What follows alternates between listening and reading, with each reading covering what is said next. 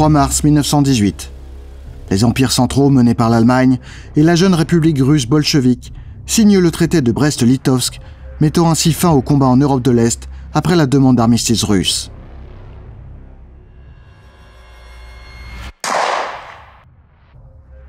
Les mains libres à l'Est, l'Allemagne du maréchal Hindenburg et du général Ludendorff, le véritable organisateur de la machine de guerre allemande, vont pouvoir basculer des centaines de milliers d'hommes vers le front ouest, où la guerre avec la France et la Grande-Bretagne continue, alors que les troupes américaines à peine entraînées et équipées arrivent au compte-gouttes. Pendant longtemps, c'est l'image d'une armée de soldats déprimés par les tranchées, des récits tristes et fatalistes, une armée battue et sauvée par les Américains qui fut largement véhiculée. L'armée française de 1918 est avant tout une armée de soldats redoutables, extrêmement mobiles et sophistiqués. Adaptée du livre de Michel Goya Les Vainqueurs et coécrite avec l'auteur, cette émission vise à montrer comment l'armée française a battu l'armée allemande et sa coalition.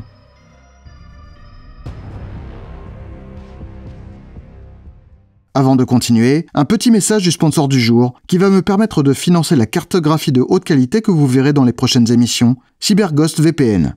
Avec la prolifération des trackers, des pirates et des sites malveillants sur Internet, et même en France, la multiplication de la régulation d'Internet, il devient vraiment impératif de s'équiper d'un VPN. Qu'est-ce qu'un VPN ?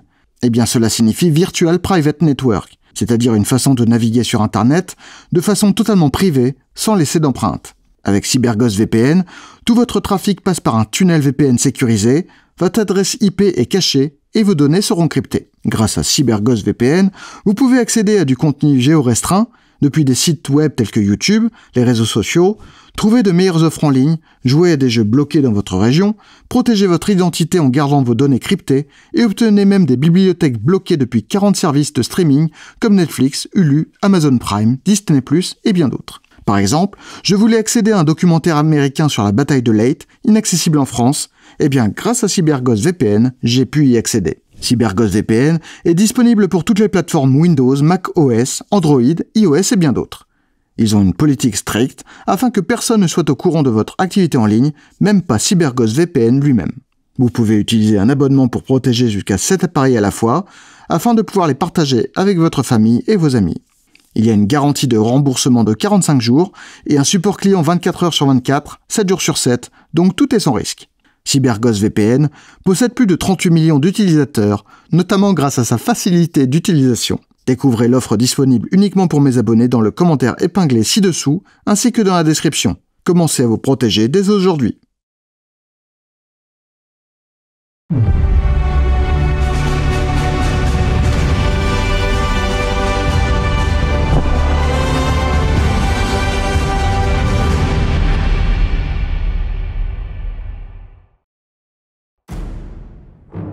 Au printemps 1918, avec le rapatriement de ses troupes depuis le front de l'Est, l'Allemagne va pouvoir désormais bénéficier d'une nette supériorité numérique.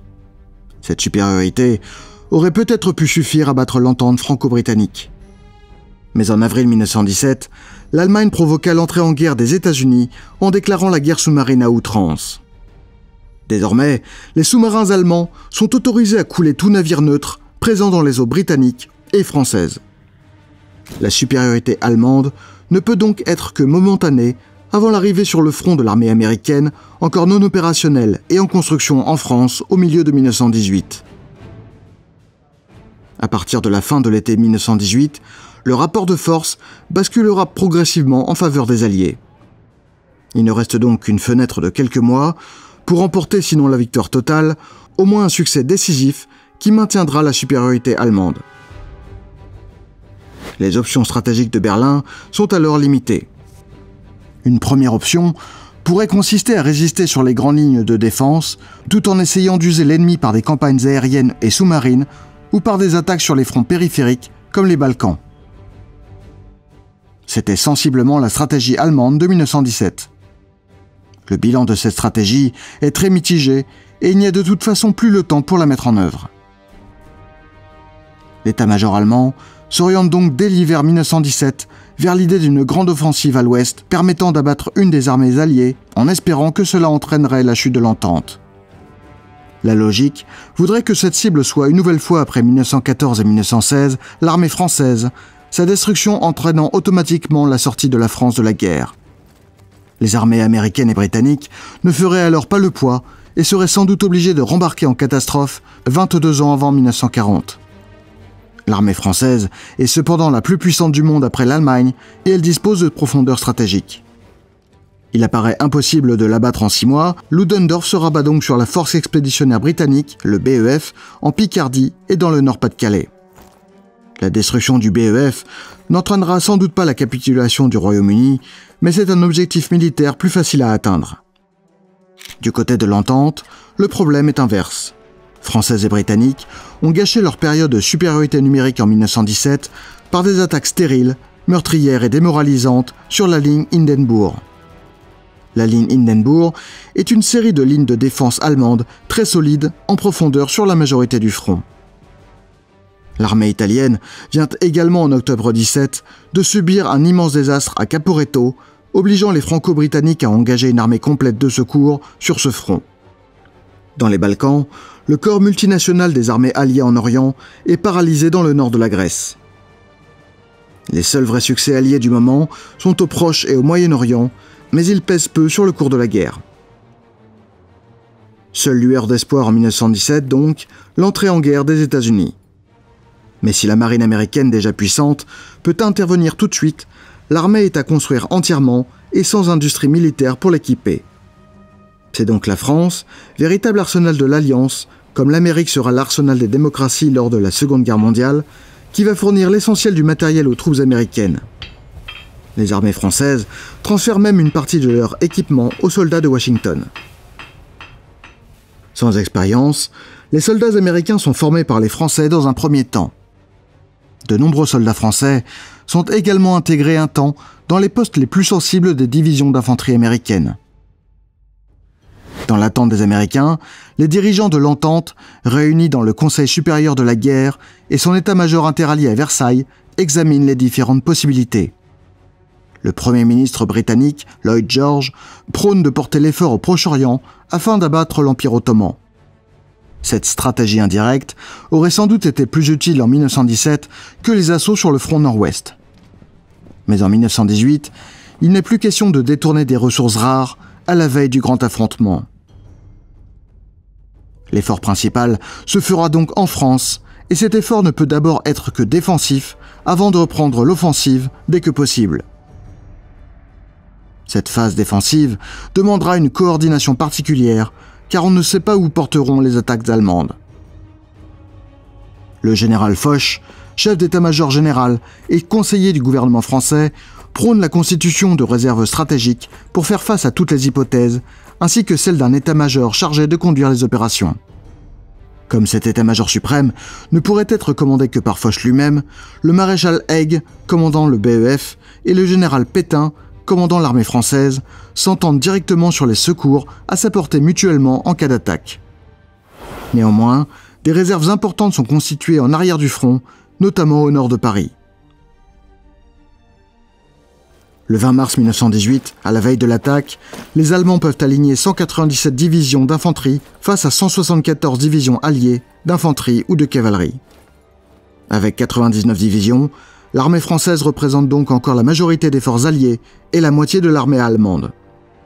Sa principale faiblesse est humaine. Les incorporations ne parviennent plus à compenser les pertes et l'armée française est une armée destinée à se réduire. Sa principale force, outre une somme d'expérience désormais considérable, est qu'elle est alors la mieux équipée au monde grâce au miracle industriel français. Privée de 2 régions industrielles traditionnelles par l'invasion allemande, la France de la fin de 1917 produit tout de même 70% de ce que produit l'Allemagne en équipement et munitions d'artillerie, mais surtout autant d'avions et bien plus de matériel automobile ou de communication. La France est alors, on l'a dit, l'arsenal des démocraties, équipant l'armée américaine après les armées belges, serbes et grecques. Les Français vont ainsi fournir 10 000 avions à leurs alliés. Comme l'industrie britannique tourne également à plein régime, les Franco-britanniques compensent en partie leur infériorité numérique par un équipement supérieur en quantité et aussi en qualité. Les Alliés dominent aussi les airs et les mers. Les mers ont rapidement été dominées par les Franco-Britanniques, reléguant les flottes allemandes et autrichiennes de surface dans leurs ports militaires. Cela a permis aux flux alliés de ressources, matériels et humains, des millions de soldats et travailleurs, de circuler, tandis que ceux des puissances centrales étaient taris par le blocus. Cette donnée était plus ou moins attendue au regard des rapports de force d'avant-guerre. Ce qui ne l'était pas en revanche, c'est le développement d'une nouvelle guerre de course à base de sous-marins de haute mer, qui fut contrée par l'apparition de la lutte anti-sous-marine à grande échelle, permettant de sauvegarder malgré tout les flux maritimes. Cette lutte anti-sous-marine elle-même, ainsi que la nécessité de contourner les défenses côtières, a entraîné enfin le développement des aéronavals. De 130 hommes en 1914, l'aéronavale française en compte 11 000 en 1918, armant 700 hydravions et 5 porte-hydravions, ainsi que 240 dirigeables et ballons captifs. En fin de compte, ce n'est pas des airs et des mers que viendra les victoires, mais bien du sol où pourtant, depuis 4 ans, on ne sait plus très bien comment faire face à la résistance des positions fortifiées. Des deux côtés, on a compris que la seule solution tactique au blocage du front passait par la combinaison d'une puissance de feu massive, afin de neutraliser les défenses retranchées, et d'une puissance de choc. Pour y parvenir, il a fallu au préalable transformer des armées du XIXe siècle en armées industrielles du XXe siècle. Il a fallu en particulier créer quasiment de toutes pièces une artillerie capable d'envoyer par centaines de milliers des obus puissants jusqu'à 20 km et avec précision. En partant de rien, l'artillerie française dispose en 1918 de 2400 batteries lourdes et des savoir-faire techniques pour tirer bien au-delà des vues, aidés par l'observation aérienne qui mobilise la moitié des avions. C'est certes moins que les 4300 batteries allemandes, mais les Français peuvent lancer quasiment autant d'obus, dont beaucoup chargés de gaz. 1918, c'est la seule année de l'histoire où l'arme chimique est utilisée en masse sur le champ de bataille, afin surtout de neutraliser les défenseurs, obligés de porter un équipement de protection encombrant sans défoncer le terrain. En 1918, toutes les armées modernes savent envoyer des masses d'obus sans réglage préalable pendant quelques heures, en masse et de manière très organisée. L'idée n'est plus de chercher à détruire les défenses ennemies. Cela s'est avéré impossible malgré les millions d'obus lancés et laisser le temps à l'ennemi d'amener des renforts dans la zone attaquée. Désormais, le but est bien d'écraser les défenseurs sous le feu et de les rendre vulnérables à l'assaut de l'infanterie. Pour cela, encore faut-il avoir une infanterie d'assaut, et l'autre grande réalisation de la Grande Guerre dans les forces terrestres est bien l'invention de l'infanterie moderne. La section d'infanterie française de 1914 formait un bloc de 50 hommes identiques avec leurs fusils et baïonnettes sous les ordres de son chef. Celle de 1918 n'a plus que 39 hommes en théorie, mais ce sont des ouvriers du feu spécialisés. Fusiliers, tireurs lance-grenades, tireurs au fusil mitrailleur, grenadiers, parfois tireurs d'élite, fonctionnant de manière autonome et souple sous les ordres de sergents. La section d'infanterie porte ainsi beaucoup plus de feu en direction de l'ennemi. Et comme ce n'était pas encore suffisant, on a aussi créé pour les aider des compagnies d'appui regroupant les armes d'infanterie les plus lourdes, mitrailleuses, mortiers, canons de 37 mm. Une attaque type en 1918 n'est pas une ruée vers l'ennemi, mais une avancée méthodique, en s'adaptant au terrain, sous une voûte de balles et derrière un barrage roulant d'artillerie, avançant au rythme moyen de 100 mètres toutes les 3 minutes. Pour ajouter encore de la puissance de choc à cette nouvelle infanterie, les Allemands disposent en 1918 d'une trentaine de bataillons d'assaut très entraînés au pur combat de tranchées et dotés en abondance des équipements portables les plus puissants. Les Alliés, de leur côté, ont développé des bataillons de chars avec la même fonction de servir de fer de lance aux attaques d'infanterie. Les Britanniques privilégient dans ce rôle l'emploi de chars lourds d'une trentaine de tonnes, alors que les Français, après une première génération très imparfaite de chars moyens, optent pour des chars d'accompagnement légers de moins de 7 tonnes, les FT-17, beaucoup plus nombreux et transportables par camion. Les FT-17 ne furent cependant pas disponibles sur le champ de bataille avant la fin du mois de mai. Pour augmenter encore la capacité d'assaut de l'armée allemande, Ludendorff décide de la scinder en un corps de division mobile et un corps de division de position. Le corps de division mobile est complet, bien équipé et formé des meilleurs éléments de l'armée. Elles sont regroupées à l'arrière du front au tout début de 1918, afin de s'entraîner intensivement au combat de tranchées en adoptant les techniques du bataillon d'assaut, mais aussi du combat oublié en terrain découvert. Conséquence, les divisions de position sont très affaiblies, mais l'Allemagne ne craint pas alors d'offensive alliée. L'armée française, où l'on s'est refusé de former des divisions de gladiateurs selon les mots de Pétain, présente une autre caractéristique. C'est la plus motorisée au monde, grâce à des industries automobiles et aéronautiques de premier plan. L'armée française dispose à elle seule d'autant de camions que toutes les autres armées du monde réunies. Cela lui permet de déplacer des dizaines de régiments d'infanterie d'un coup, d'un bout à l'autre du front, ou encore la capacité de créer 4 routes logistiques motorisées, comme celle de la Voie sacrée à Verdun en 1916. Elle dispose aussi d'unités uniques au monde. Les régiments d'artillerie motorisés, où les canons de 75 mm sont tractés à l'arrière de camions. L'artillerie lourde à chenilles, des groupes d'auto-mitrailleuses et de canons, et les bataillons de 45 chars légers. L'abondance d'avions permet aussi de déployer des escadrilles dans la moitié des divisions d'infanterie, destinées à appuyer l'action des compagnies lancées à l'assaut. Associée à un réseau routier dense, entretenu et très organisé, l'armée française est capable de déplacer et d'accueillir l'équivalent d'une armée complète sur n'importe quel point du front en quelques jours. C'est cette prouesse logistique qui fit toute la différence.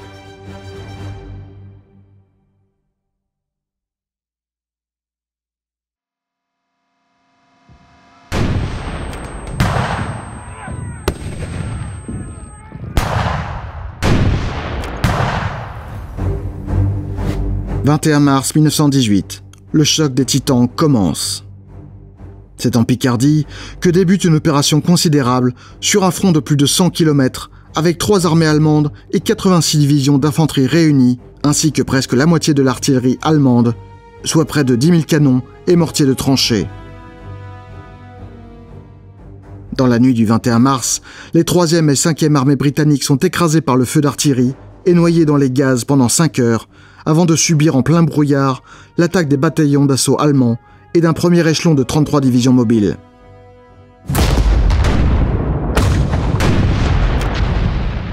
200 000 soldats foncent dans le brouillard et profitent de la désorganisation britannique, faisant des milliers de prisonniers. Au nord de Saint-Quentin, la 3e armée résiste. Au sud, la 5e s'effondre.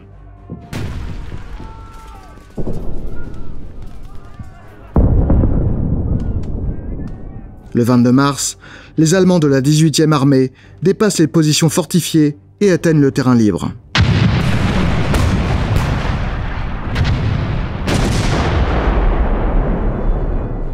Le 2e échelon allemand prend la relève et progresse à la vitesse alors stupéfiante de 10 km par jour en direction d'Amiens, le plus grand nœud de communication de la région.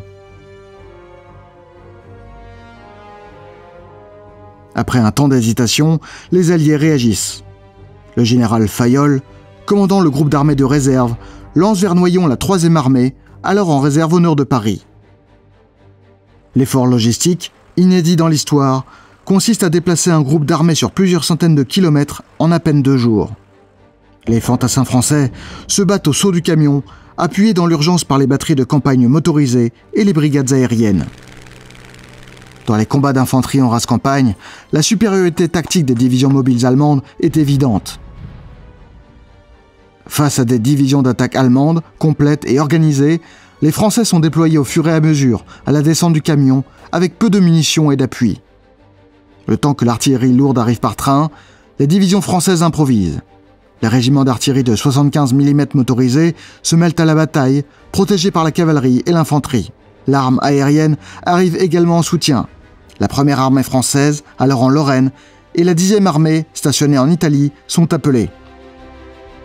Le 32e corps d'armée, en position dans le Nord-Pas-de-Calais avec l'armée belge, est lui aussi envoyé en Picardie. Le 26 mars, ce sont 16 divisions françaises qui sont en place. Le front se raffermit et l'avancée allemande ralentit. Les hésitations de Ludendorff sur l'axe d'effort entre Arras et Amiens laissent le temps aux Français de mettre en place les 1re et 3e armées au sud d'Amiens, bientôt rejointes par les 10e et 5e armées placées en arrière. Plusieurs unités de réserve et près de 500 chars moyens français sont également en arrière. Le 5 avril, la situation est stabilisée, Amiens n'est pas tombé. Malgré ce premier échec, dû à la réactivité des armées françaises qui sauvent le corps britannique, Ludendorff lance quand même l'opération Georgette dans les Flandres. Réduite en taille, cette opération ne mobilise finalement que 2 armées, 26 divisions et 1500 pièces d'artillerie sur 44 km au nord et au sud d'Armentières.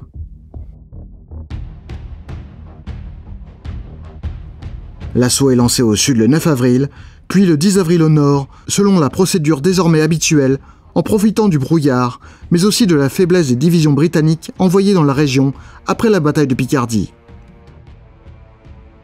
Très vite, une nouvelle poche est formée et 25 divisions allemandes avancent au rythme de 1 à 3 km par jour sur 30 km de front.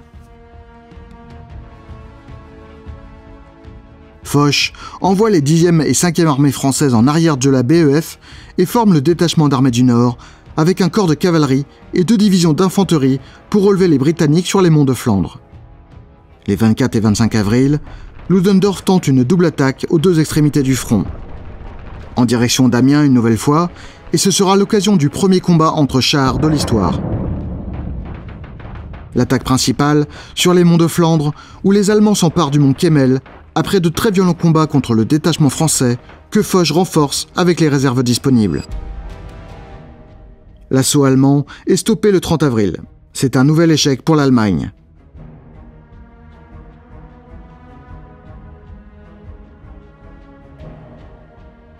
Malgré l'avance tactique, les ports de Dunkerque, Calais et Boulogne, par lesquels les troupes et matériel britanniques débarquent, ne sont pas menacés. En un peu plus d'1 mois, les Allemands ont obtenu des succès tactiques que l'on ne croyait plus possibles, mais rien de décisif n'a été obtenu, alors que 340 000 soldats allemands ont été tués ou blessés. La faute revient à la dispersion des efforts allemands par Ludendorff, mais aussi et surtout à la rapidité de la réaction française. Les Allemands ont percé à plusieurs reprises, mais ne pouvaient exploiter leur victoire qu'à pied, tandis que les renforts français arrivaient par camion, puis par train. Grâce à sa mobilité opérative, l'armée française a pu déployer en un temps record 40% de ses forces au nord de l'Oise pour venir au secours des Britanniques. Elle l'a payé cher, avec selon les sources entre 90 000 et 107 000 tués ou blessés, contre environ 260 000 Britanniques. Au mois de mai, tout est à refaire pour les Allemands, qui n'ont plus que quelques mois pour arracher la victoire. L'objectif stratégique reste la dislocation du front britannique, mais cela s'avère impossible tant que les Français y sont. Ludendorff envisage donc une nouvelle opération, en Champagne cette fois, pour attirer et fixer les réserves françaises avant de se retourner à nouveau contre le BEF. La zone à attaquer est l'Aisne, tenue par la 6e armée française. C'est la première offensive allemande contre des positions françaises depuis 2 ans, et alors que les Français ont pu constater les effets des nouveaux moyens et méthodes allemandes contre les Britanniques, ils ne sont pas prêts. La directive numéro 4 du 22 décembre 1917 du général Pétain impose d'organiser la défense en profondeur, avec une première position légèrement défendue, car elle est forcément écrasée par les feux, et un effort sur la 2e position, baptisée position de résistance, une dizaine de kilomètres en arrière. Cette directive est logique, mais elle passe très mal, car elle suppose d'abandonner apparemment trop facilement plusieurs kilomètres de territoire français. Le général Duchesne, qui commande la 6e armée, refuse d'appliquer la directive numéro 4 et place le gros de ses forces en avant sur la ligne de crête du chemin des Dames de sinistre mémoire. En face, les Allemands ont réuni 6500 pièces d'artillerie et mortiers de tranchées, c'est 2 fois plus qu'à Verdun en février 1916. C'est un déluge de feu qui s'abat sur les Français, vulnérables au nord de l'Aisne. Le front est rapidement percé sur le chemin des Dames, et les divisions mobiles allemandes parviennent même à franchir l'Aisne, puis à s'emparer de Soissons, dans une grande confusion côté français. Le succès surprend même Ludendorff, qui décide de retarder le retour en Flandre et de l'exploiter à fond. Mais la mobilité opérative française sauve une nouvelle fois la situation, avec notamment le transfert en Champagne d'une centaine de régiments d'infanterie par camion. La 6e armée résiste à l'ouest, tandis que les 5e et 10e reviennent de Picardie pour tenir Reims, à l'est de la Poche, et enrayer la poussée allemande vers la Marne, avec l'aide des premières divisions américaines. Les Allemands sont finalement stoppés le 4 juin. La percée de 50 km est spectaculaire sur la carte, tout comme les 50 000 soldats français prisonniers, mais encore une fois, 105 000 soldats allemands ont été tués ou blessés, sans succès décisif. Pire, les Allemands se trouvent en Champagne, dans une poche étroite vulnérable aux contre-attaques. Le front est plus étendu et les nouvelles positions allemandes deviennent des cauchemars logistiques alors qu'aucun nœud de communication français n'est atteint. Le commandement allemand décide d'élargir la poche afin de la rendre moins vulnérable, ce qui retarde encore une fois l'offensive contre les Britanniques. Une nouvelle attaque est donc organisée au nord de Noyon. Cette fois-ci, l'aviation de reconnaissance française parvient à déceler des indices d'attaque et les Français parviennent à déchiffrer également le nouveau code allemand et à lire leurs télégrammes. L'armée française a donc le temps d'organiser la défense et de réunir des moyens de contre-attaque. Seul bémol, le général Humbert, qui commande la 3e armée française, est lui aussi réticent à l'application de la directive numéro 4, et il faut un ordre du général Fayolle pour l'obliger à déplacer le gros de ses forces de la première position sur la position principale. Le 9 juin, jour de l'attaque allemande, la réorganisation n'est pas encore terminée et une nouvelle tempête de feu allemande surprend les Français, trop nombreux en première position. Le front de la 3e armée est percé au centre et les Allemands arrivent à 11 km de Compiègne. Mais les réserves françaises sont déjà là et la contre-attaque intervient dès le 11 juin avec une attaque de flanc organisée en une journée par le général Mangin avec 4 divisions renforcées de chars moyens et les 600 avions de la division aérienne. C'est la première grande attaque française depuis le 23 octobre 1917 à la Malmaison. Elle s'effectue de manière inédite, sans aucune préparation d'artillerie, en comptant uniquement sur la surprise et la peur des chars. Les Allemands en route pour Compiègne sont complètement bousculés et renoncent 2 jours plus tard à poursuivre leur offensive. Après une période d'hésitation, Ludendorff, qui dispose encore de la supériorité des forces, décide d'attaquer une dernière fois les Français à Reims cette fois, avant de s'en prendre aux Britanniques. La période est tendue entre les commandants alliés, Foch persistant à penser que la prochaine offensive aura lieu contre la BEF et refusant de déplacer les réserves que réclame Pétain pour la Champagne. Heureusement, les renseignements français, le 2e bureau, parvient au début du mois de juillet à percer avec précision les intentions allemandes. Les forces allemandes destinées à l'offensive pour la paix sont alors de 48 divisions, 6300 pièces d'artillerie et 2200 mortiers. Les Français parviennent à concentrer 4 puis 5 armées françaises et 44 divisions, soit presque la moitié de l'armée française, en plus de quelques divisions alliées autour de la poche de Soissons. Foch décide même d'en conserver assez pour préparer une contre-attaque. Tout ce que l'armée française compte de moyens modernes, groupements de chars moyens, bataillons de chars légers, corps de cavalerie, divisions aériennes, est réuni dans et autour de la forêt de Villers-Bretonneux. La dernière offensive allemande de la guerre commence le 15 juillet au matin. Autour de Reims, la 4e armée de Gouraud, parfaitement organisée, résiste remarquablement à l'attaque. Au sud de la poche, les choses sont plus difficiles pour la 5e armée française alors que les Allemands parviennent à franchir la Marne. La division aérienne attaque les pontons, et avec l'arrivée de renforts aériens allemands, on assiste alors à ce qui est la plus grande bataille aérienne de la guerre.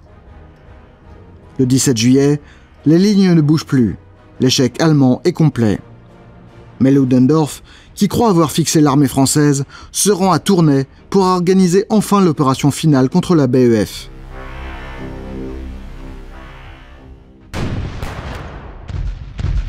Le lendemain 18 juillet, la contre-attaque française le surprend totalement. La 10e armée, chargée de l'action principale, et la 6e armée attaque à l'ouest de la poche de Soissons avec 23 divisions, 520 chars et plus de 1000 avions. Les divisions mobiles allemandes représentaient ce qui se fait de mieux dans la combinaison infanterie-artillerie, alors que les divisions françaises et britanniques sont déjà de grandes unités interarmes, de plus en plus mécanisées. Le 18 juillet, l'artillerie des 5 armées françaises autour de la poche ouvre le feu en même temps, autant pour leurrer l'ennemi que pour le neutraliser. Comme le 11 juin, Mangin ne fait pas de préparation d'artillerie avant l'attaque, mais un simple barrage roulant devant les divisions à l'assaut. Le front allemand est enfoncé, les Français créent une poche de 10 km de profondeur sur 50, mais ne parviennent pas à percer par manque d'un 2e échelon. Le 2e corps de cavalerie, renforcé de 5 bataillons portés, d'artillerie tractée et même d'un groupe aérien, ne parvient pas à dépasser les embouteillages de première ligne. Au bout de plusieurs jours, Tous les chars ont été consommés et les troupes sont épuisées, mais le choc a été terrible pour les Allemands. Ludendorff renonce définitivement à l'attaque dans les Flandres et ordonne le repli progressif de la poche de Soissons, effectif le 5 août.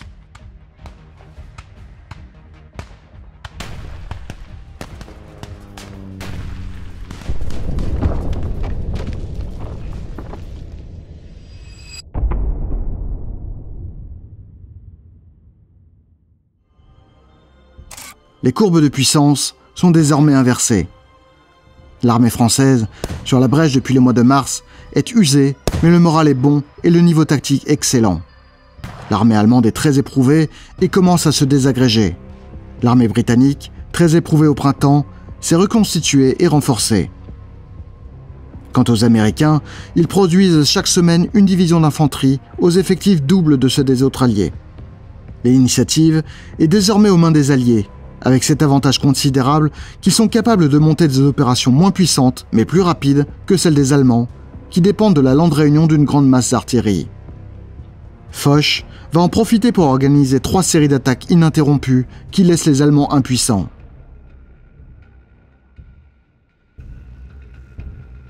Les premières offensives sont celles de dégagement, c'est-à-dire la réduction des poches créées par les offensives allemandes, puis celle de Saint-Mihiel, existante depuis fin 1914. La première attaque est la réduction de la poche de Soissons, suivie à peine quelques jours plus tard, le 10 août, par une offensive éclair de la 10e armée de Mangin, renforcée de 500 chars, qui dépasse l'Oise, fait 10 000 prisonniers et refoule les Allemands sur la ligne Hindenburg. Entre-temps, la 4e armée britannique et la 1re armée française ont attaqué le 8 août en Picardie. Les manœuvres des deux armées sont brillantes. Celle des Britanniques, par l'emploi coordonné avec l'aviation et l'infanterie de plus de 400 chars lourds et légers. Celle des Français, par une étonnante manœuvre d'artillerie où la masse des pièces disponibles glisse du nord au sud pour appuyer successivement les corps d'armée qui attaquent de manière décalée. Ludendorff commence à penser l'idée d'une négociation de paix, mais seulement après un dernier succès militaire. Celui-ci ne viendra jamais, puisque les offensives alliées ne s'interrompent pas. À leur tour, les troupes allemandes présentes en Picardie perdent tout le gain des territoires conquis et se réfugient dans la ligne Hindenburg. Le dernier acte de cette phase est autour de Saint-Mihiel, première opération de la toute nouvelle première armée américaine, très fortement aidée par les Français. Un tiers des équipages de la brigade blindée de Patton, armée avec des FT-17 français, est par exemple constitué de Français. L'attaque franco-américaine du 12 juillet, qui surprend les Allemands en plein repli, est à nouveau un grand succès. La phase suivante semble plus difficile, car il s'agit de s'emparer de l'ensemble des grandes et très solides lignes de défense allemandes, regroupées sous l'appellation de la ligne Hindenburg. 20 à 4 km en arrière, elle est doublée d'un autre ensemble défensif, puis d'une nouvelle ligne en construction entre Anvers et la Meuse. L'armée allemande qui tient ces lignes n'est cependant plus celle de 1917. Les divisions de position ont été vidées de leurs meilleurs éléments pour constituer les divisions mobiles, comme nous l'avons vu. Les désertions s'accroissent alors que les nouvelles recrues sont de plus en plus rares. Le plan allié vise à épuiser définitivement l'armée allemande dans la défense des positions avant de passer à des offensives décisives à la fin de l'année ou en 1919. La grande offensive est prévue pour débuter le 27 septembre. Celle-ci sera la plus importante de l'histoire puisqu'elle va impliquer presque simultanément 5 armées françaises sur 9, 4 britanniques, une américaine et une belge le long de 350 km. Les offensives allemandes réunissaient au maximum 3 armées sur 80 km, mais ces armées étaient denses et organisées en 2 échelons pour la conquête puis l'exploitation. Les armées alliées attaquent avec moins d'artillerie et un seul échelon, suivi parfois d'un groupement mobile de cavalerie, chars légers et infanterie portée. On ne recherche plus la percée axiale, mais le martelage latéral. Une division française est ainsi engagée en moyenne pendant une semaine à l'intérieur de kilomètres de tranchées, boyaux et ouvrages divers à travers la poussière des obus et des gaz. Ces 9 bataillons d'infanterie, survolés de dizaines d'avions et désormais toujours appuyés par des chars légers, sont engagés par roulement, se relevant en première ligne après 1 ou 2 jours de combats meurtriers dans la poussière et les obus. C'est lent, c'est méthodique, c'est inexorable.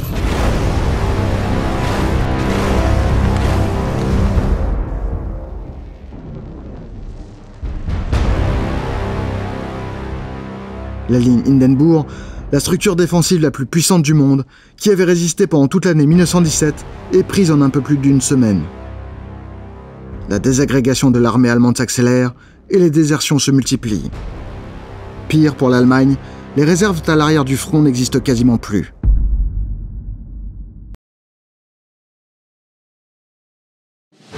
La prise de la ligne Hindenburg s'accompagne d'une victoire inattendue dans les Balkans, où le général français Franchet d'Esperet, nouveau commandant des armées alliées en Orient depuis juillet, réussit à obtenir la plus grande percée de la guerre. Les forces alliées dans les Balkans sont alors constituées de 26 divisions d'infanterie de 6 nationalités différentes, dont 6 françaises, et 2 divisions de cavalerie, une française et une serbe. L'assaut mené le 15 septembre au matin au centre du dispositif, au massif de la Moglena, crée une brèche dans le dispositif de la 11e armée germano-bulgare. Pour la première fois, les Français parviennent à exploiter la percée, avec en tête un corps rapide formé de la division de cavalerie française de Juino-Gambetta et d'une brigade d'infanterie coloniale suivie de 2 armées serbes. La manœuvre est brillante, la 11e armée, complètement isolée, est contrainte à la capitulation et la Bulgarie menacée demande un armistice le 26 septembre. Dans le même temps, l'armée ottomane est complètement défaite en Palestine. Les puissances centrales tombent les unes après les autres. Dans ce contexte désastreux, Ludendorff admet la défaite et son premier objectif est alors de sauver ce qui peut l'être de l'armée allemande. La stratégie allemande consiste désormais en une manœuvre de freinage en résistant autant que possible sur de grandes lignes et en ravageant le territoire abandonné afin de gêner les mouvements et la logistique alliés. Pendant ce temps, le gouvernement allemand commence à négocier avec le président des États-Unis, Woodrow Wilson, dont Berlin pense qu'il sera plus accommodant que le gouvernement français. Sur le terrain, Foch lance la dernière grande offensive. Le groupe d'armée des Flandres, commandé par le général français De Groot, associé à l'armée belge, à la 2e armée britannique et à la 6e armée française, pénètre sur la côte belge, alors que les Allemands se replient sur la ligne Hermann, qui s'étend des Pays-Bas jusqu'à l'Oise. La BEF et la première armée française libèrent le nord de la France et atteignent à leur tour le 22 octobre la ligne Hermann. À l'autre extrémité du dispositif, le groupe Meuse-Argonne, composé de la 4e armée française et de la première armée américaine, progresse toujours en direction de Sedan et se retrouve face à la ligne Freya, tandis qu'une 2e armée américaine apparaît à Verdun. Au centre, entre ces 2 axes d'effort, les premières 10e et 5e armées françaises, avec la 3e en 2e échelon, doivent progresser sur l'axe général Hirson-Givet. Il ne faut qu'une semaine pour s'emparer de la ligne Hermann-Freya, alors que la résistance allemande s'effondre fin octobre. Le 29 octobre, Ludendorff est remplacé par le général Gröner, qui ordonne le 5 novembre le repli sur la ligne Anvers-Meuse à peine esquissée. Le nombre de déserteurs allemands dépasse alors probablement le million. Après le groupe d'armée des Flandres, la BEF puis la première armée française pénètre en Belgique.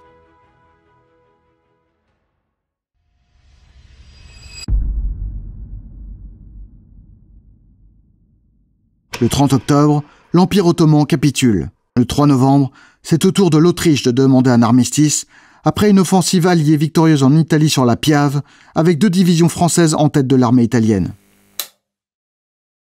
Le sud de l'Allemagne est désormais menacé. Le 20 octobre, alors que les Alliés s'apprêtent à prendre d'assaut la ligne Hermann-Freya, Foch donne le feu vert pour une opération décisive en Lorraine. 2 armées françaises et une américaine sont engagées. L'offensive doit percer au nord-est de Nancy, en direction de Sarreguemines. En face, le dispositif allemand est très faible, avec seulement 6 divisions et peu de capacité de renfort.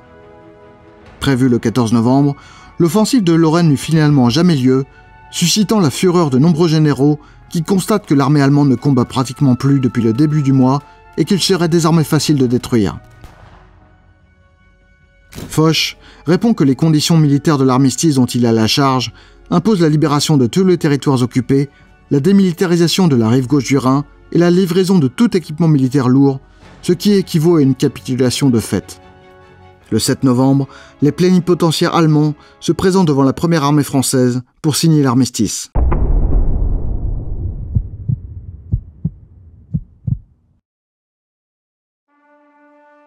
Quatre ans après le début de la Première Guerre mondiale, le plus grand conflit de l'histoire s'arrête enfin sur une victoire complète des Alliés et surtout de la France.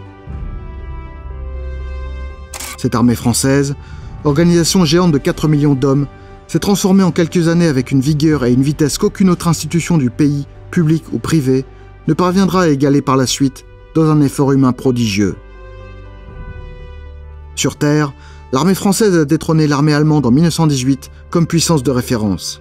C'est elle qui a sauvé le corps expéditionnaire britannique en mars-avril 1918 grâce à sa mobilité, un mouvement de grande ampleur que les Britanniques seront bien incapables de refaire lorsque les Français seront attaqués. C'est elle qui a équipé les armées serbes, grecques ou américaines, armées américaines nombreuses en septembre 1918, mais encore difficilement capables d'organiser une attaque sans assistance technique française.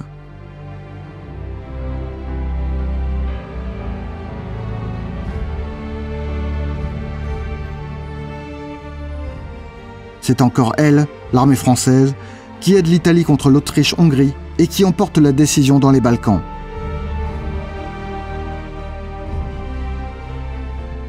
Désormais, les difficiles négociations de paix s'ouvrent à Versailles, un traité lui aussi calomnié encore de nos jours, traité qui fera l'objet de notre prochaine émission.